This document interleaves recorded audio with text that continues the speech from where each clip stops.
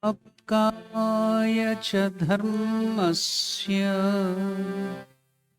sarva dharmasvarupini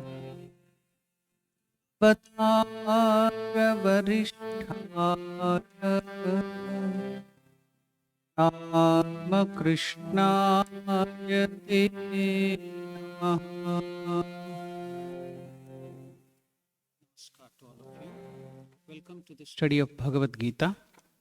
We will now commence our study of Bhagavad Gita by chanting 2 verses from the meditation on Bhagavad Gita.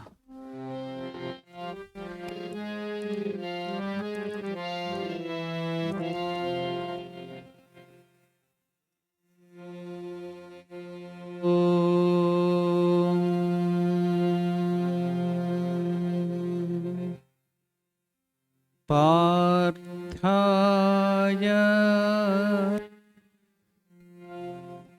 Bodhitam Bhagavata Narayanena Swayam Vyasena Grathitam Puranamunina Madhye Mahabharatam Advaitamritavarshinim Bhagavatim Ashtadashaadhyayinim Amba Tvam Anusandadhami Bhagavad Gita Bhavadveshinim Vasudeva Sutam Devam Kamsachanuramardhanam Devaki Paramanandam Krishnam Vande Jagadgurum.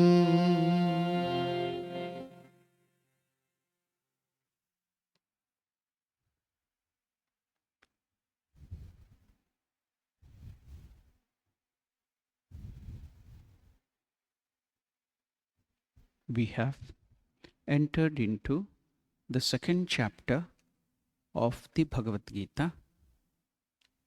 I had given a small introduction about the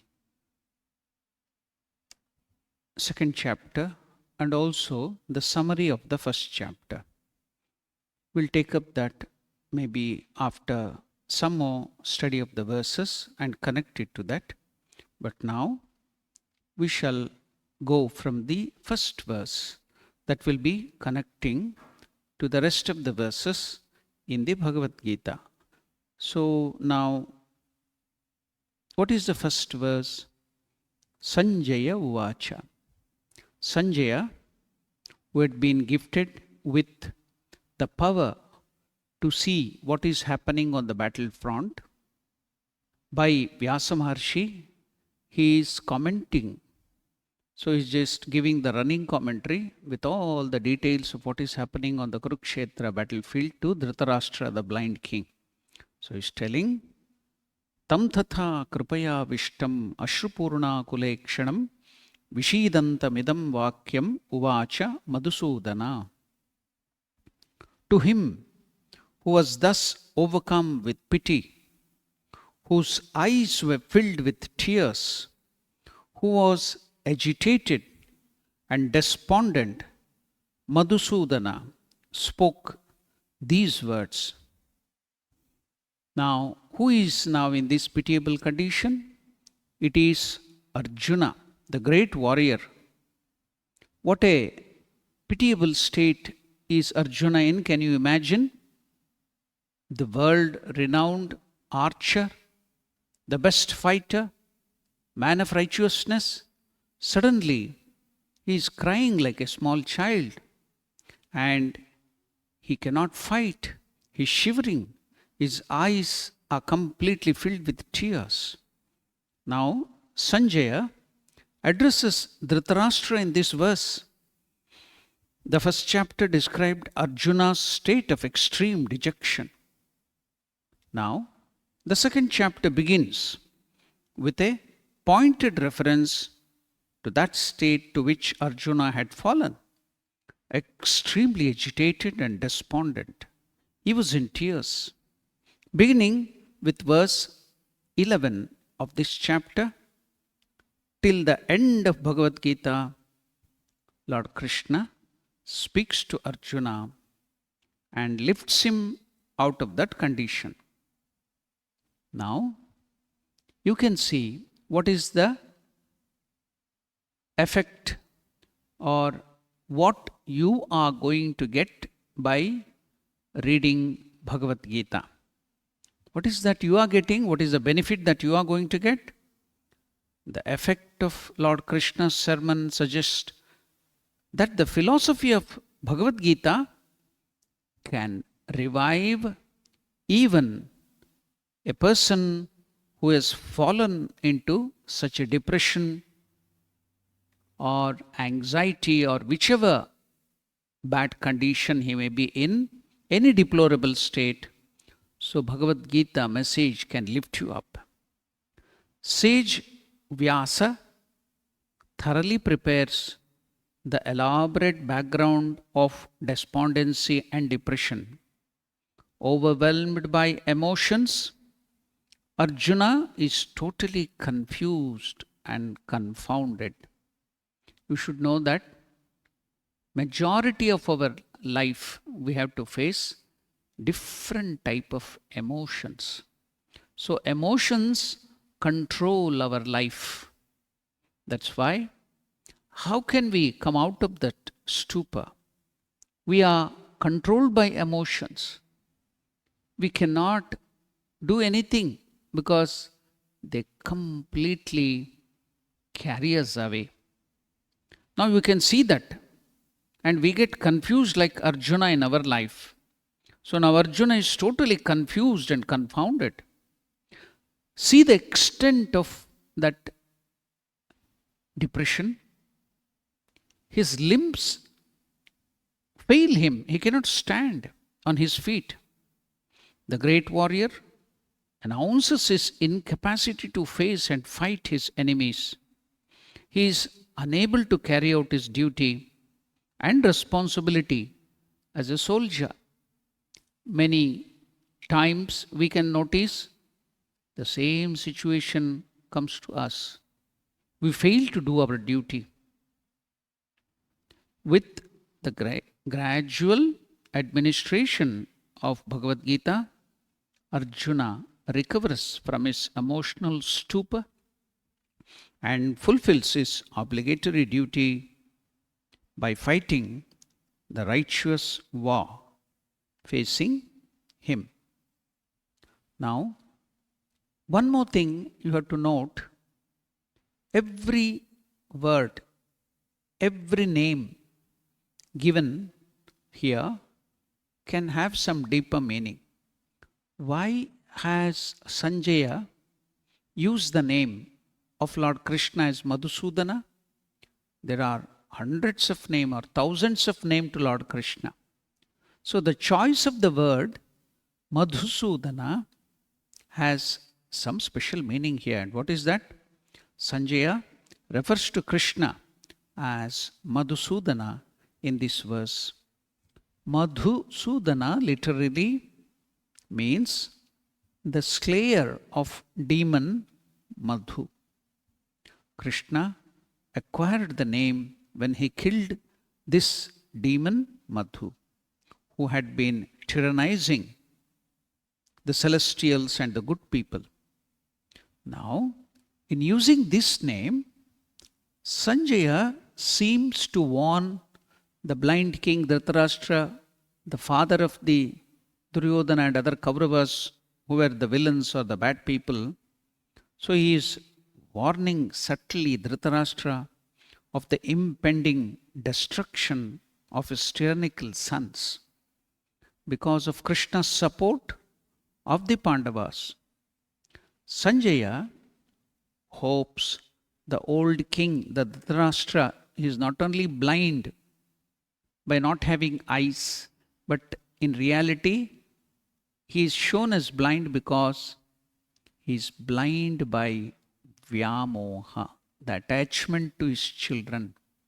Because of that delusion and attachment to his children, he is not bringing them up in proper way. When they commit the mistakes, he is not correcting them. Instead, in their wrong behavior, he is supporting them. So Sanjaya, by using that name, Madhusudana, hopes this old king will influence his sons to withdraw from the battlefield and make peace with the Pandavas and be on the righteous side, and then they can avoid war. So now you see, every word here in the Bhagavad Gita has some deeper meaning. Now we shall go to see some other aspects of this wonderful Bhagavad Gita. Now, as I told you, this verse, the second verse, is for the first time here, Lord Krishna is speaking. Until now, Krishna has never spoken. He's just a spectator. He's just hearing all the advices, the wrong advices given by Arjuna. Now, for the first time, Lord Krishna opens his mouth.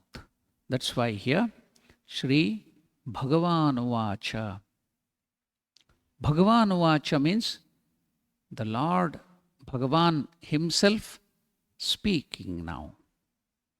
As I told you many times earlier, what is the meaning of word Bhagavan?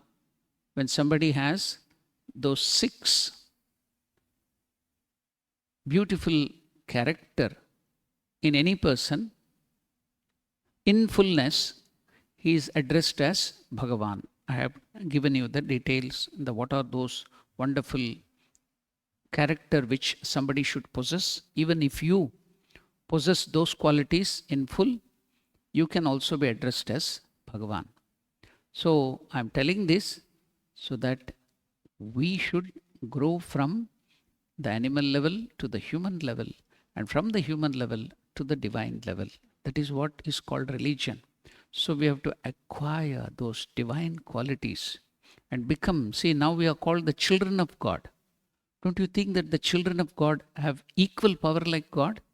We can also acquire that wonderful qualities, those beautiful qualities, which can make us really worthy of becoming the children of God. That's why all those things are being discussed here, so that we too should acquire these wonderful qualities. Now, what is Krishna telling? Kutastva kashmalamidam vishame samupastitam anarya justam asvargyam akirtikaram Arjuna. Kutastva kashmalamidam. Can you please repeat it? Kutastva kashmalamidam vishame samupasthitam vishame samupasthitam anaryajustam asvargyam anaryajustam asvargyam akirtikaram Arjuna akirtikaram Arjuna. The blessed Lord said, O Arjuna, Whence has this unmanly, heaven-barring and shameful dejection behavior come upon you? That too at this juncture, O Arjuna, when did this thing come to you? The Lord, who was silent all this while, now deigns to speak. The Gita proper, therefore, commences from here. But still again, some more few verses, Arjuna will come back to his old theory of I will not fight, I will not fight, how can I do that? Then he surrenders. So now, real words of Krishna has commenced. In the very first utterance, in these two stanzas, the core of the everlasting message is delivered. Prettily putting the fundamental at the outset, the characteristic of a classical literature. Now, Krishna uses the term Anaryajustam. So, un-Aryan. It is, you are an Arya and it is not befitting you an Aryan. So, why did Lord Krishna use this term Arya? Is this word Arya that which was taken up by the great dictator Hitler, Aryan, that theory, and he termed the Germans as the Aryans and the rest of them were not Aryans. So is Krishna referring to that Aryan? So we have been totally misled by some of the Western scholars, especially British. While they were ruling India, they did this deliberately. So they had this philosophy of divide and rule wherever they went. So they used to divide the people on taking different things, and saw that they could rule that country as they like. So one of the division they did was this Aryan and Dravidan theory. They used to divide people in India. There was no such thing at all. Swami Vivekananda clearly told there is no such thing as the divide of Aryan and Dravidian thing in India. And now, at present, the technology, science, especially that it is biotechnology, microbiology, the study of the genetics has advanced so much that the genes of all Indians are the same. There is nothing like separation from the Aryan and the Dravidan genes. Whichever part of India you go, the genes is the same. Science has proved it, what Vivekananda told then, that there is no divide called Aryan or Dravidan or some other way. The genetics of Indians are the same all over. In spite of that, some of the intellectuals, some of the communist leaders in India and elsewhere, they want to, though science has proved it, they still go on talking about, because if they accept this, then all the years of their hard effort will go away in waste. So suppose somebody is really sleeping, you can wake them up. Kumbhakarna might be sleeping for so many years, but by blowing trumpet, by bringing the elephants and piercing him, they could wake him up. But if people are acting sleep, if they are feigning sleep, can anybody wake them up? Nobody can wake them up. Deliberately, they want this. And the repulsion of the karma, or the karma gave them the very bad result to them, the Britishers, who had given this theory of Aryan invasion, and Dravidans were the original inhabitants of India. The Aryans came and pushed them downwards. All that theory, they did it to divide the Indians. But now, that bad thing with that bad intention, anything you do with the bad intention, you will get the karma back. That philosophy was taken by Hitler, and he made it a very big issue. And the Second World War came with this idea. And who were the people who got the karma now? Was it Indians? It was the Britishers themselves has to suffer so much. So whatever you do, wrong action, it will come back to you.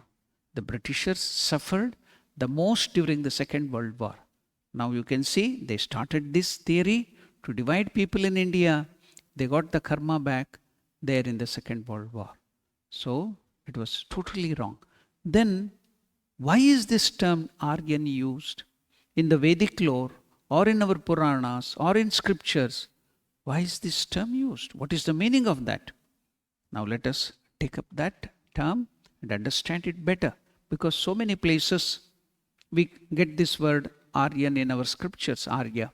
So we should know what it is. Otherwise, this confusion, because the ideas put in by the Western philosophers just to divide Indians and prove that the white race are superior, they used to use all these techniques.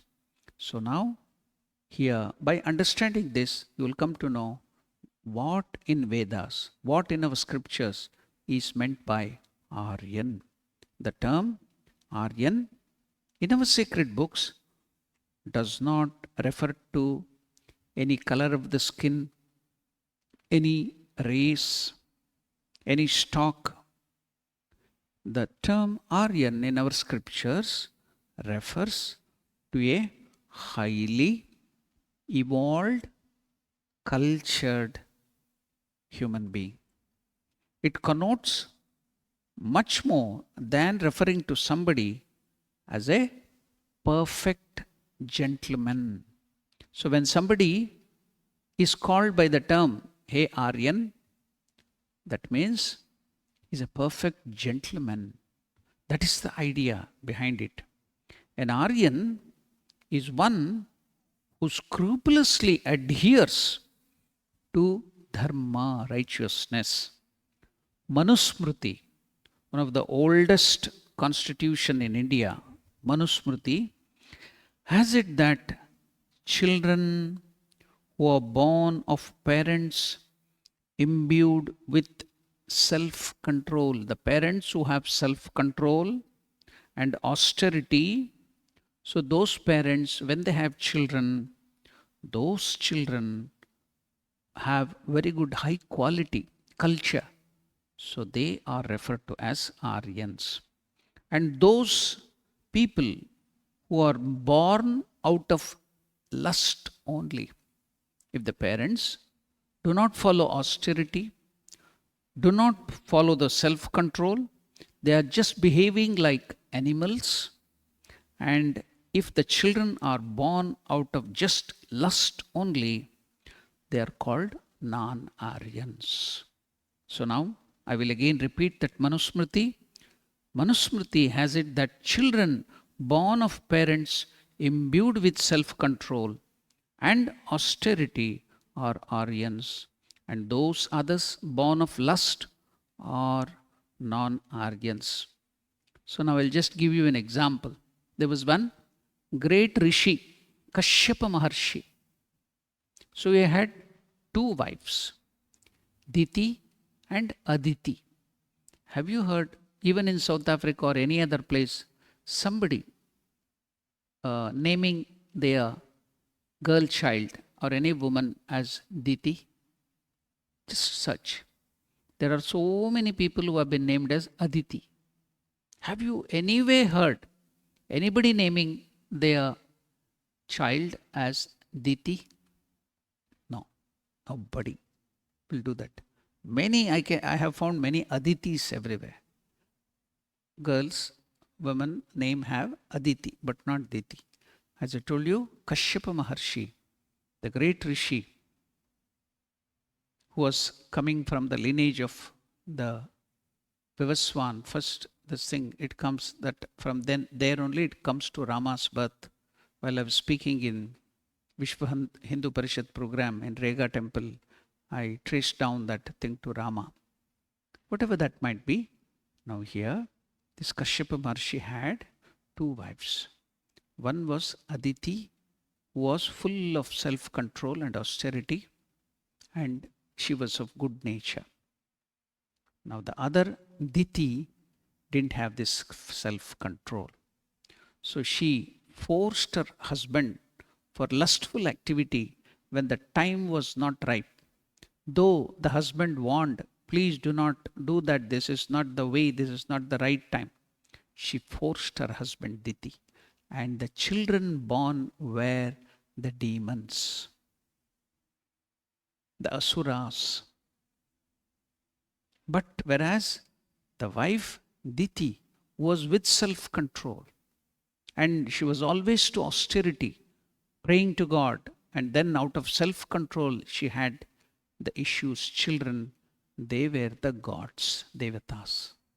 Surya, Indra, Chandra, Vayu, Varuna, all the gods were the children of Aditi. That's why people name their children, girls, as Aditi, not as Diti.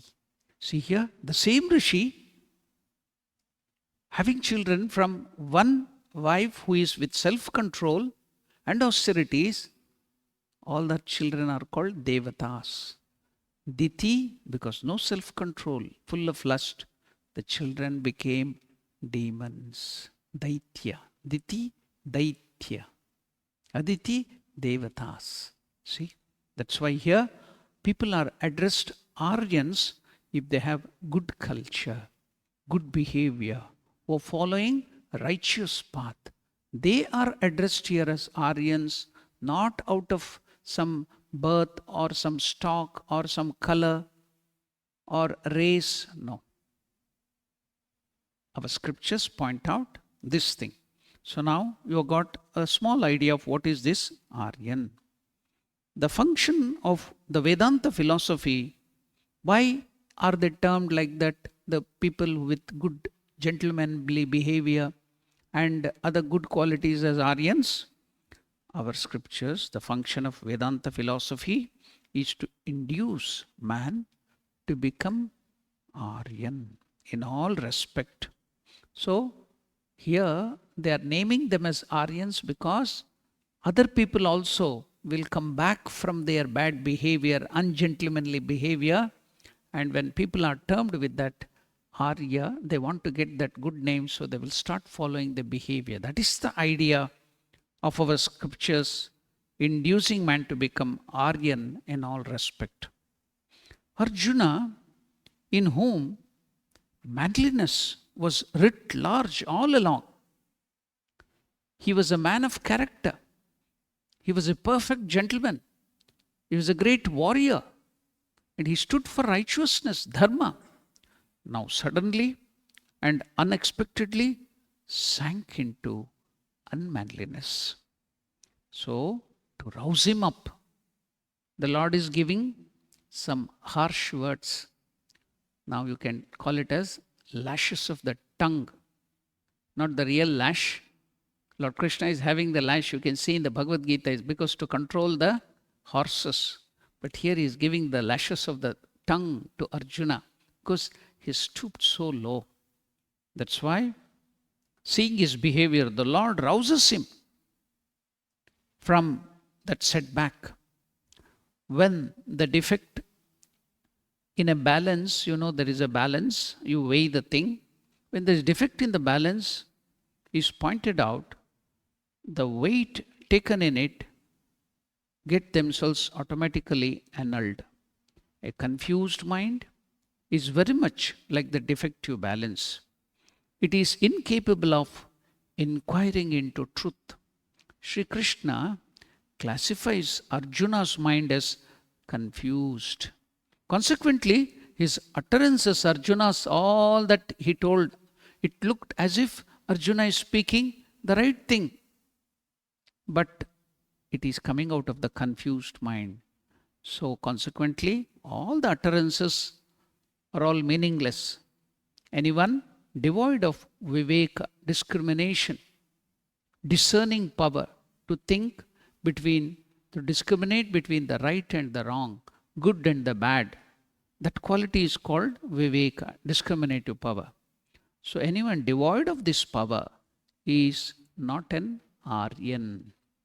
Who doesn't possess this power of discerning between the right and the wrong, good and the bad, he is not an Aryan. So now we got that wonderful meaning now.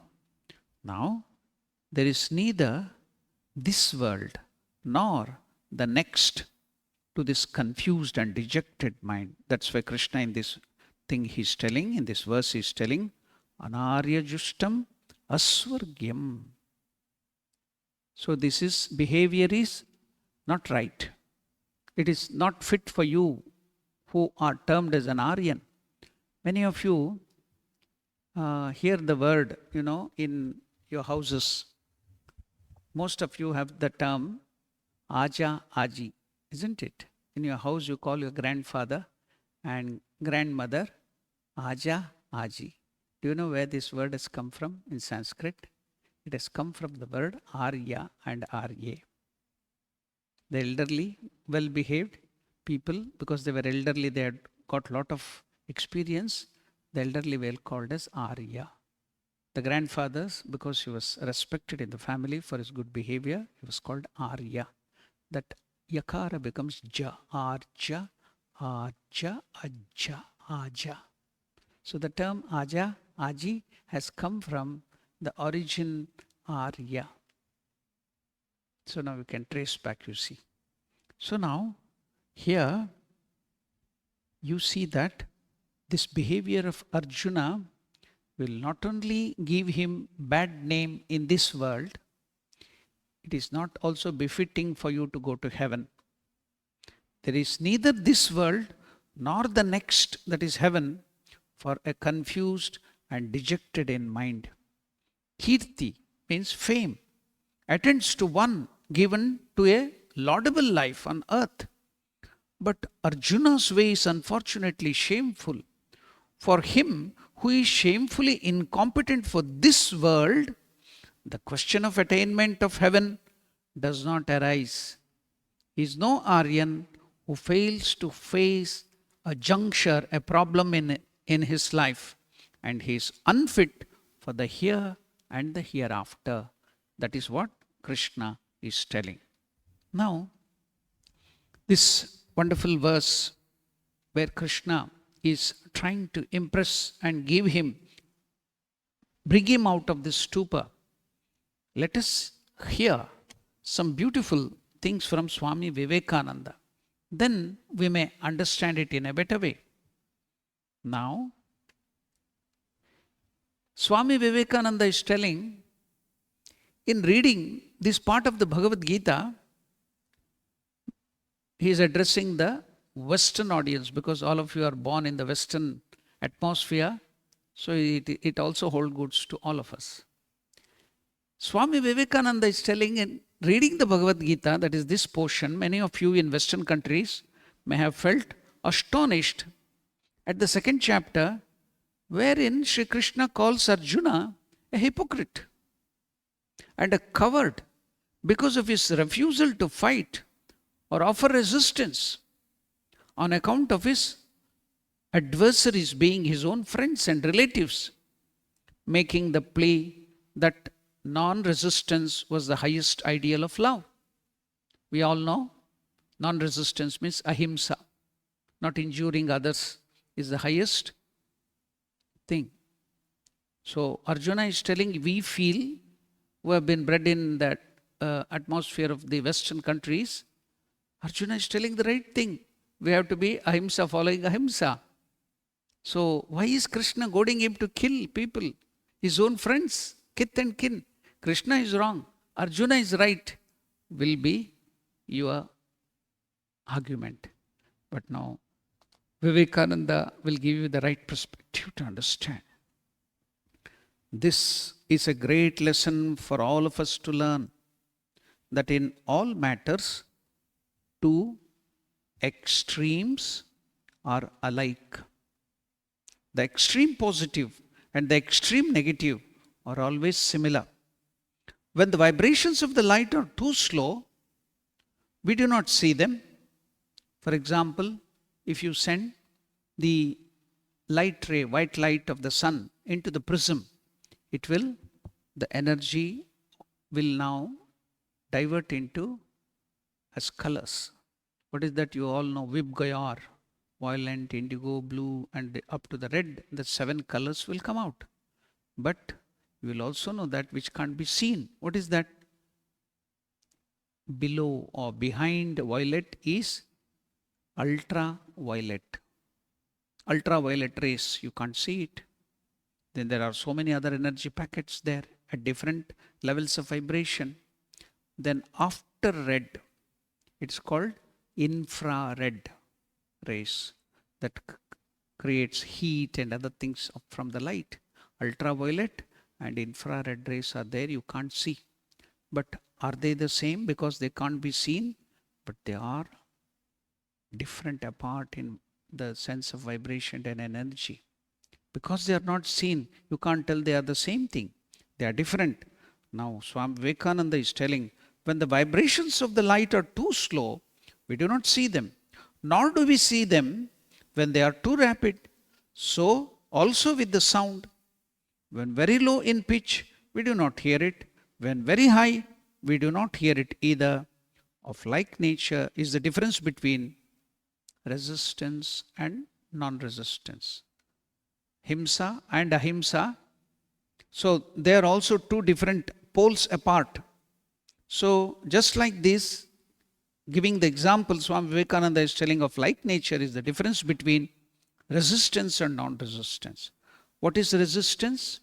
When you see evil, when you see somebody doing wrong, you have to resist it, you have to stop them. That is called resistance. Somebody comes to hit you or rob you, somebody comes to trouble your family, then you have to fight it out. You have to protect your family. You have to use the force to stop them. You can't tell, oh, ahimsavadi, I'm the follower of Mahatma Gandhiji, so I will let them come and beat my family, take away my children and wife. Will you tell that? No. So don't confuse your behavior in this way. That's what Vivekananda is telling. So now, where it is required, you have to fight. One man does not resist because he is weak. He cannot resist. He cannot fight. He is lazy and cannot because he will not.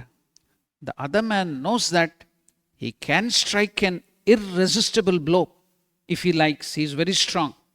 Yet, he not only does not strike, but blesses his enemies. That is non-resistance. That is ahimsa. Then he is ready to practice ahimsa. Not when you are weak, not when you are lazy, not when you are incompetent. Then you cannot hide behind the blanket of non-resistance or ahimsa. That is what Arjuna is doing now. He is giving a different color to his attachment as a great quality called ahimsa. So can you deceive the Lord? The Lord Krishna, who knows everything, he is there. And he's telling you are a hypocrite now, behaving like a hypocrite. So you have to understand this. That's why I'm taking the help of Swami Vivekananda to make you understand, because we may also have this doubt. Why is Krishna goading him to fight? His own friends, his own kith and relatives, kith and kin, his own guru. Now you can get this. The one who does not now resist or do something out of weakness, if out of his weakness he resists not, he does not protect his family, or if he does not go and fight against the evil, he commits a sin. And as such cannot receive any benefit from that ahimsa or non-resistance. While the other, who has attained to that highest level, he commits a sin by offering resistance. So that ahimsa is only for the very high evolved souls. Now, giving an example, Swami Vivekananda is telling Buddha gave up his throne, beautiful wife, beautiful child. He renounced his position as a king. That was true renunciation. But there cannot be any question of renunciation in the case of a beggar. A beggar, he will tell, say, I am great like Buddha. I don't have anything. Can he be equal to Buddha?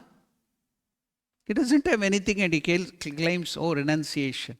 No. They look alike, but poles apart. So we must be always careful. The beggar doesn't have anything to renounce. Then he can claim that he is a great renunciate. So we must always be careful about what we really mean when we speak of this ahimsa or non-resistance and the ideal of love. We must first take care to understand whether we have the power of resistance or not. Then, having the power, if we renounce it and do not resist, we are doing a great act of love. But if we cannot resist and yet at the same time try to deceive ourselves into the belief that we are actuated by motives of highest love, we are doing the exact opposite. Arjuna became a coward at the sight of the mighty army against him. His attachment made him forget his duty towards his country and the king and for the righteousness. That is why Sri Krishna told him that he was a hypocrite. Thou talkest like a wise man, but thy action betray thee to be a coward. These were the words given, the strong words. So all these beautiful things are really great lessons. So what does Swami Vivekananda convert that to the modern day language? See, beautiful words of Swami Vivekananda. Whatever Krishna has told in those days, that language was for Arjuna some 30,000, 40,000 years back in the Dwapara Yuga. That has been nicely put into English language by Swami Vivekananda for all of us now. Knowing this, Vivekananda is telling, knowing this, stand up and fight. Not one step back. That is the idea. Fight it out. Whatever comes. Let the stars move from the spear. Let the whole world stand against us. Death means only a change of garment. What of it? What if death comes? Thus fight. You gain nothing by becoming cowards. Take a step backward. You do not avoid any misfortune simply because you ran away. You have cried enough. Has misery ceased because you are crying? Everybody come to your help only when you have succeeded. Nobody will come to your help when you are in problem. So fight for your own problems. Do not cry. You have cried enough. So what is the use? Die game. This bending the knee to superstitions.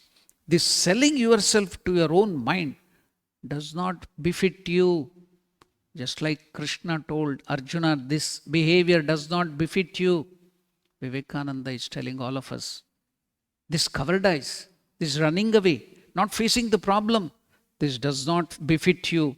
My soul, you are the Atman, does not befit you. You are infinite. You are deathless. You are birthless. Because you are infinite spirit, you are the Atman. You are the children of immortality. It does not befit you to be slaves. Arise, awake, stand up and fight. Die if you must. There is none to help you. You are all the world. Who can help you? Only you can help yourself. See what wonderful statement of Swami Vivekananda. So I am getting the help of Swami Vivekananda's statement here so that we can understand what Krishna has told so many years back to that society in that situation.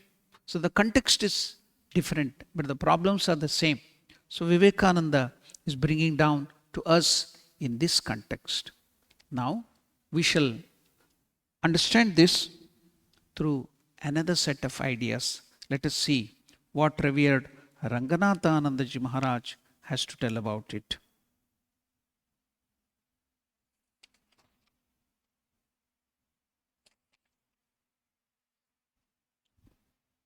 Kutastva kashmalamidam. So this is the first verse. Vishame samupastitam anarya justam aswargyam akirtikaram Arjuna.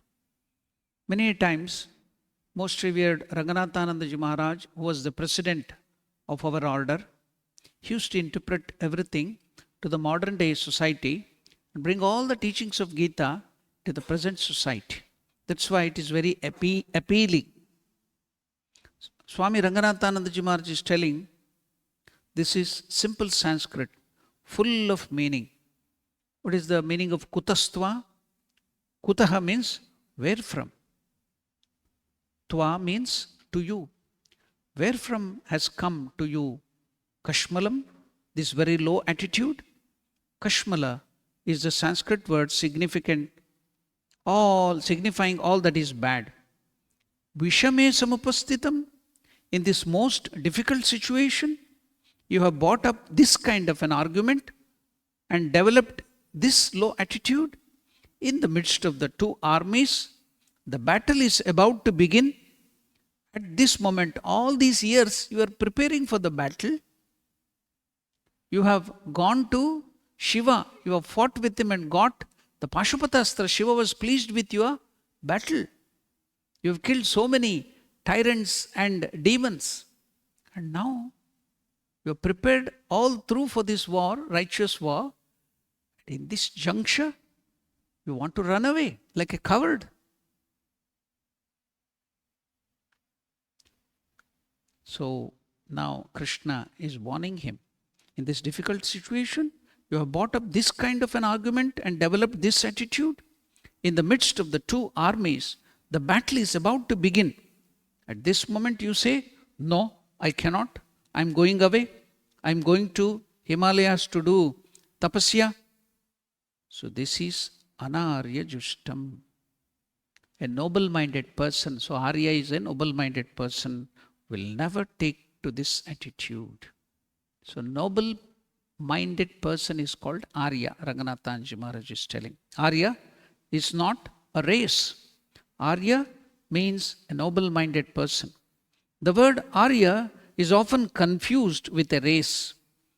In the beginning, Western historians propounded this theory of the Aryan race that developed into Hitler's Aryan superiority.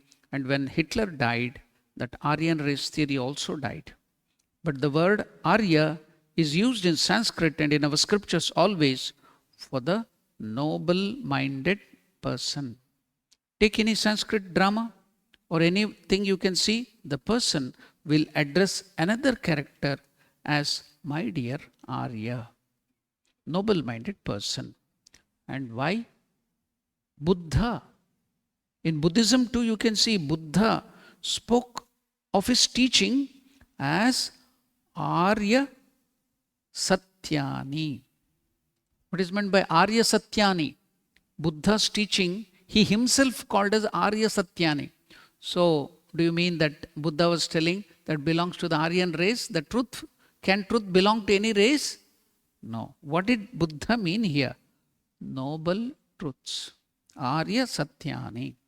Noble is the word for Arya there.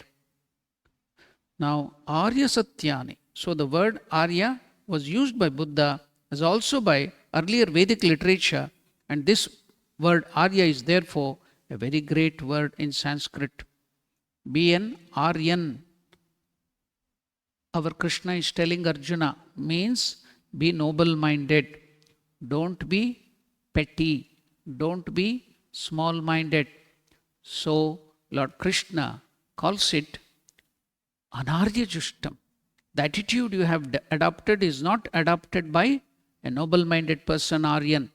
Only ignoble people, those who are not Aryan, have your attitude. Have you heard of a prize which people get, Nobel Prize? I think you all know about Nobel Prize. But there is also another prize for people who do peculiar things and wrong things. There is a thing called ignoble prize also. Do you know that? Ignoble prize. So here, so you can see noble and ignoble. It won't give you any glory, Krishna is telling.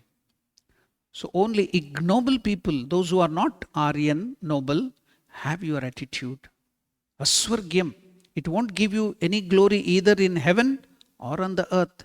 You won't have any glory thereby. Akirtikaram. No glory. Also, it brings you bad name, ill fame. Arjuna was a great warrior. He has fallen a prey to weakness. His name will suffer in the world. So these three words, Anarya Justam, Aswargyam, Akirtikaram, acted as shock treatment to Arjuna. In cases of mental breakdown, the patient is given shock treatment. You know that how doctors give shock treatment to the people who have mental problems. So here, Sri Krishna, shock treatment to Arjuna. Arjuna never expected that Krishna will give such a treatment. He expected that Sri Krishna would put a pat on his back telling, oh, what wonderful this thing you have given. You want to give up everything? Now, you should note another incident here. Many people wanted to fight in this Kurukshetra war. Many people did not want to fight. Now, Lord Krishna used to tell some of them, no, according to your stages of evolution, your nature, you have to fight. But when Vidura, Vidura was also a relative of the Pandavas and the Kauravas. He was another brother of Dhritarashtra, then Pandu and Vidura. Now Vidura was forced by Duryodhana. You have eaten the food of us Kauravas, the kings, so you too have to fight. You cannot run away. Vidura did not want to. But Krishna didn't force him to, because he was of a very high stature, a spiritually evolved soul. He secretly sent away Vidura for pilgrimage. But here, too, Arjuna is telling you fight. Why? Vidura is of a different evolution. For him, he need not fight here. But Arjuna is at a lower stages of evolution. He has to fight his way out. So now, you see, in the life of Sri Ramakrishna, there were so many disciples. 2 disciples faced similar situation. And what happened? What was the teaching of Sri Ramakrishna to them? There was one disciple, his name was Swami Ranjananandaji. So he was coming in the boat in the Ganga to Dakshineshwar to meet Ramakrishna. In the boat, some people were sitting there smoking, some characterless fellows, and they were talking ill about Sri Ramakrishna. Now, Niranjan heard about this. He's talking ill about his guru. He got angry. He told, stop all this nonsense. Don't talk anything bad about my guru. They still continued. He started rocking. He was very strong. He was almost a great wrestler, and he was very strong and well built. So he rocked the boat in such a way it was about to capsize. The boat would have capsized, and all the people, not only those 2 who were criticizing, all other people and the boatman would have fallen into the river and died. Such was the way he pushed the boat alone, single-handedly. And they got afraid, terrified, and they kept quiet. When Niranjananandaji came to Master and reported this, Master told, what a great wrong thing you have done. Should have not done that. There should be control over your anger. What if those people speak about me? What is that to you? Why were you disturbed? If all those people had died, you would have got so much of sin. Control your anger. Do not do that. Okay, that is one scene. Another scene, same situation. Swami Yogananda was very calm and quiet. So he was coming by the boat. Same thing, similar. Some other group of people were criticizing. Then he thought, let them criticize. What is there to? Our Guru is beyond all these things. He will not be troubled by this. When Yoganandaji came and reported that to Ramakrishna, Ramakrishna scolded him. What? You heard the criticism of your Guru and kept quiet? You didn't even oppose? Whenever your guru is criticized, you should oppose that and tell them it is not so. Or if they still persisting, you should leave the place. You didn't do both of them. What is this? You scolded him. Same situation. But Niranjananandaji's nature, he had to control his anger that would harm him. So the teaching was different. But for Yogananda, he was too soft and namby-pamby. Because of his too soft nature, people will take advantage of him and trouble him in spiritual life. So he had to become strong. He should resist. That's why the teaching given by Ramakrishna to him was diametrically opposite, and there it was something different. Now you can understand better why Krishna goaded Arjuna to fight, because he was a warrior. He had to fight. His nature is that.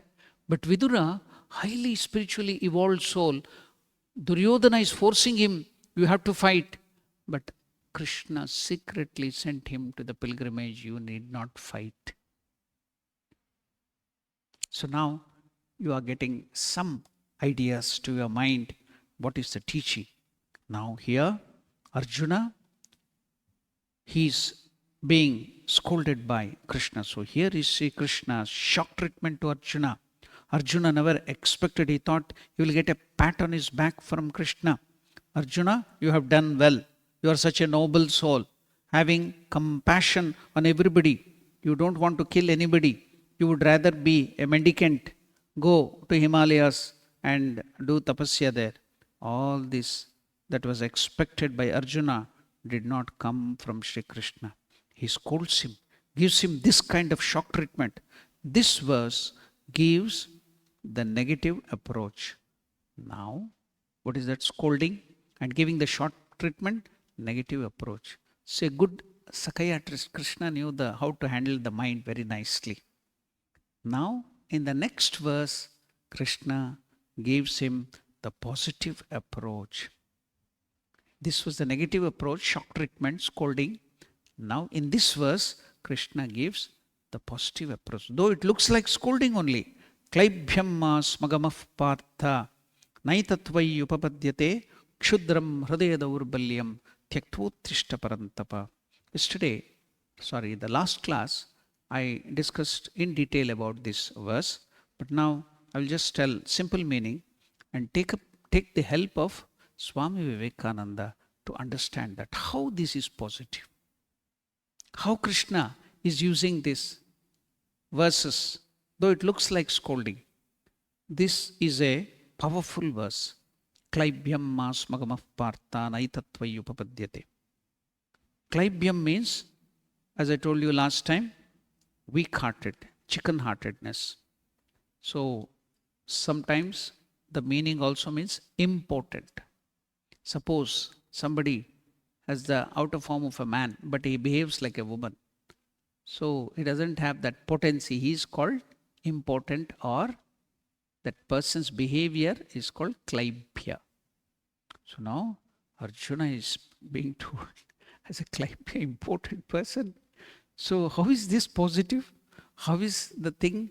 But you have to understand a little more of this verse, then you can get into the deeper meaning of it. I will tell you now.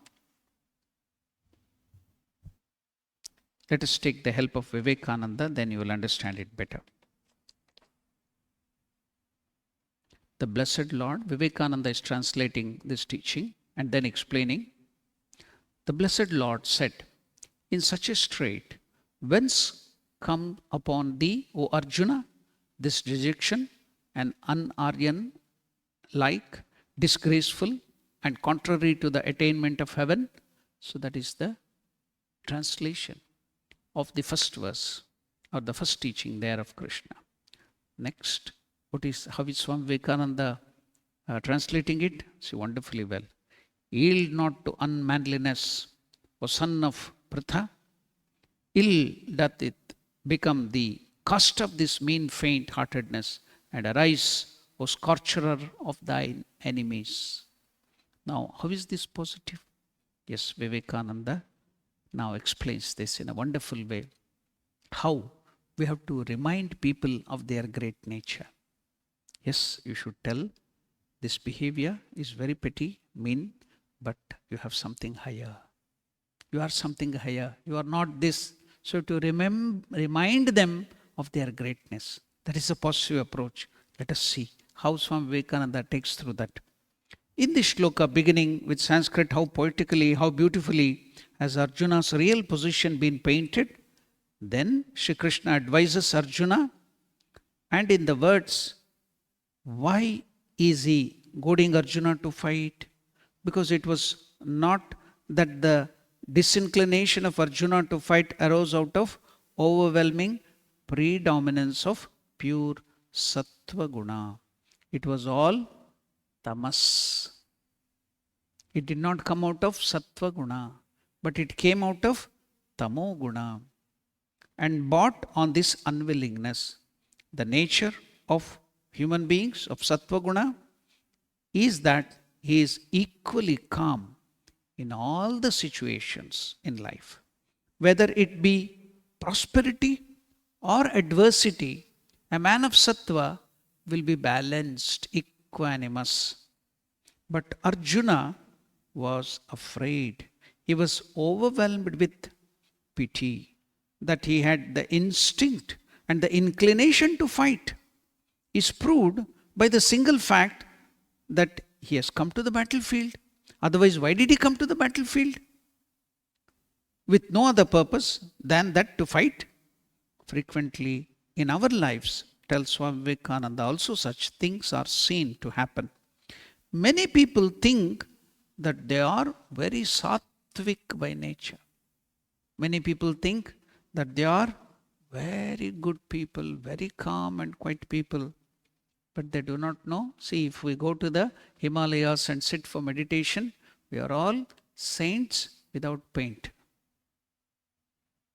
But the moment some problems come to you, when you enter into the field of work, then your ego comes out. Then you will see so many things are lurking in your mind and all that will come out. So we all are great saints without paints. But if you come to the field of action, then you will come to know how many dirty things are there in our mind. So, but Swami Vivekananda is telling, we all think that we are saintly, sattvic, but nothing but we are tamasic. Many living in an uncleanly way regard themselves as great Paramahamsas. Why? Because our scriptures say that the saints, Paramahamsas or realized people live like one inert or mad or like unclean spirit. So, if you are unclean, then you think you are a great Paramahamsa or a saint. No, that is not so, says Vivekananda. And Paramahamsas or the saints are compared to children. But here it should be understood that the comparison is one-sided. The Paramahamsas or the great saint realized souls and the child are not one and not different. They only appear similar. It's only comparison. You should not take that literally. Then if you start behaving childish way and tell that I am a Paramahamsa and I am a great saint or realized soul, that is foolishness. It's not, imitation is not so. They only appear similar, being two extreme poles as it were. One has reached to a state beyond wisdom and knowledge, and the other, the child, has not got even an inkling of wisdom. The quickest and the gentlest vibration of light are both beyond and the reach of the ordinary vision. But in the one it is intense heat, and the other it may be said to be almost without any heat. So it is with opposite qualities of sattva and tamas. They seem in some respect to be same, no doubt, but there is a world of difference between them. The tamoguna loves very much to array itself in the garb of sattva. Here, in Arjuna, the mighty warrior, it has come under the guise of pity or compassion, but in reality that is attachment, not compassion. Compassion comes from a strong mind. This is not from the strong mind. In order to remove this delusion, which has overtaken Arjuna, what did the Bhagavan say? Swami Vivekananda is telling, in order to remove this delusion, what are overtaken Arjuna, what did Bhagavan Krishna say? Then Swami Vivekananda himself refers to himself and tells, as I have always preached, that you should not decry a man by calling him a sinner. See, this is the positive way now. He's telling the positive side of Krishna's teaching. As I have always preached that you should not decry a man or a woman by calling him a sinner, but that you should draw his attention to the omnipotent power that is in him. In the same way does Bhagavan Krishna speak to Arjuna. It does not befit thee, this behavior does not befit thee.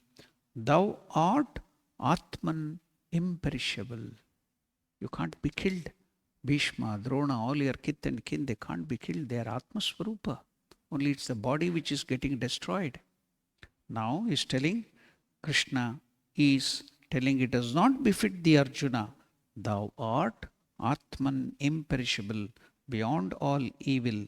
Having forgotten thy real nature, thou hast, by thinking thyself a sinner, as one afflicted with bodily evils and mental grief, thou hast made thyself so. This does not befit thee. So in the second verse, Krishna is reminding Arjuna of his great nature. You are not like that. You are not like this. You are something higher. So that is the positive attitude when we are dealing with our children, with other people. So now Krishna is teaching us how to deal with them, how to encourage them. When they are depressed, when they are in anxiety, how should you lift them up? Show them their great nature. See what wonderful lessons we can learn. That's why I always bring in Vivekananda, because he makes it immensely practical to our present day, to our present context. So, yield not to unmanliness. That is the thing. Klaibhyamma smagam of partha. Yield not to unmanliness, O son of Pritha.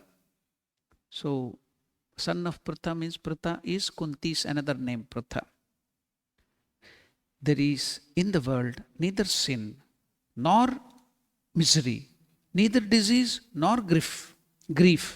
If there is anything in the world which can be called sin, it is this fear. Be fearless. If anything is there as sin in this world, Vivekananda tells, it is fear.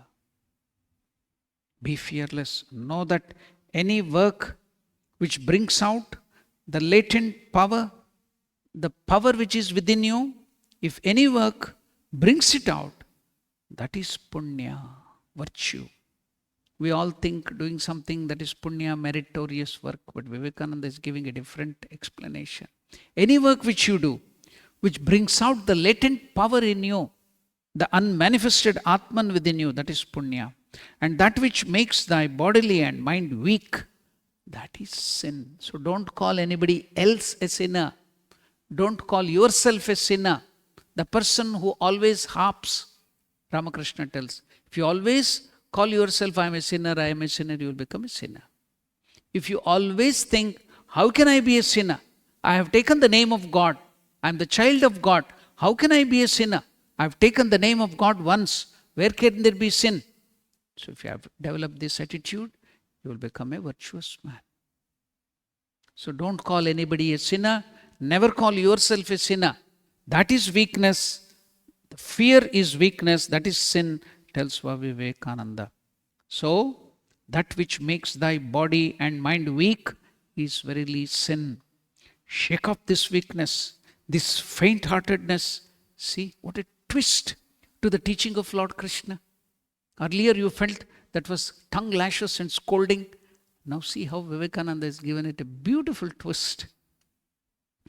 So shake off this weakness, this faint-heartedness. Thou art a hero. Thou art a hero, a veera, a brave, courageous warrior. This is unbecoming of thee. See how we should tell our children when they are in dejection. See, what beautiful way. If you, my sons, tells Swami Vivekananda, Vivekananda is telling to all of you, calling you as sons. If you, my sons, can proclaim this message to the world, then all this disease, grief, sin, and sorrow will vanish from off the face of the earth in 3 days. All these ideas of weakness will be nowhere. Now it is everywhere. This current of vibration of fear, reverse this current. Bring in the opposite vibration and behold the magic transformation. Thou art omnipotent. What is omnipotent? All powerful. Thou art, you are omnipotent.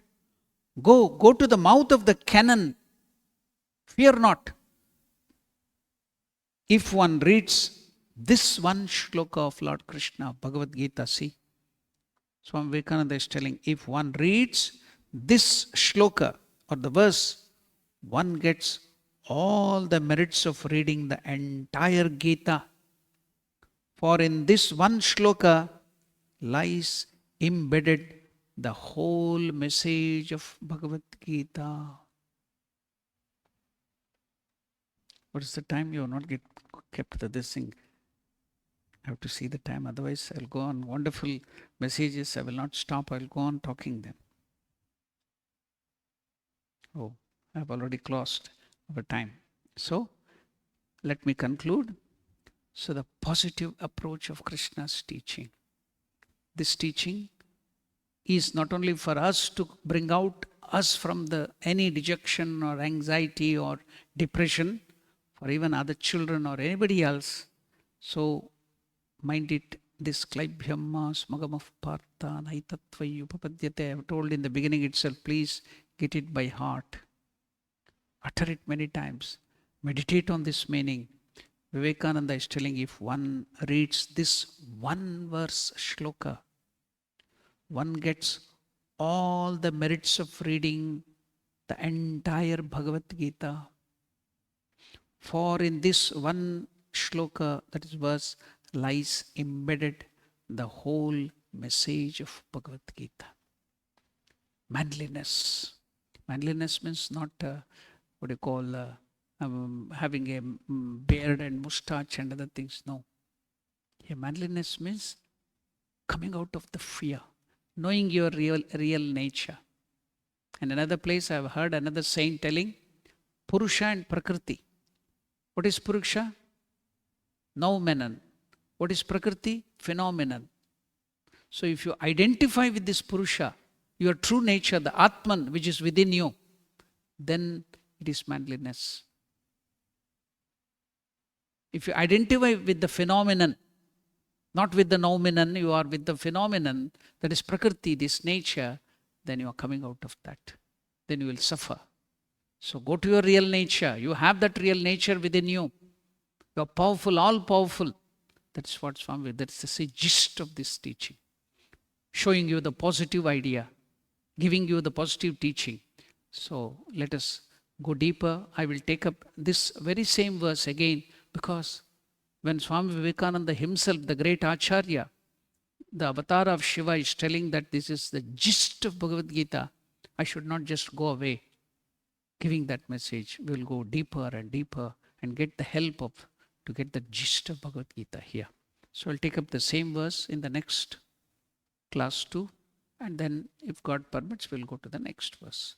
Because next 5 or 6 verses are again the depression of Arjuna. Arjuna crying, oh, what can I do? How can I do this? He'll be crying again. So instead of hearing the crying, this thing of Arjuna, let us hear the wonderful message of Lord Krishna and be benefited.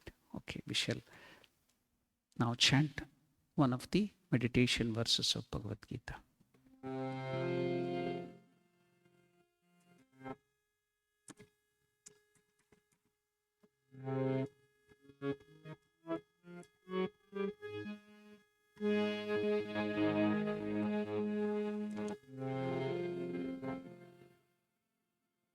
Mukam karoti vachalam पङ्गुं लङ्घयते गिरिं यत्कृपातमहं वन्दे परमानन्दमाधवम्। ॐ शान्ति शान्ति शान्तिः। हरिः ॐ तत्सत्। श्रीरामकृष्णार्पणमस्तु।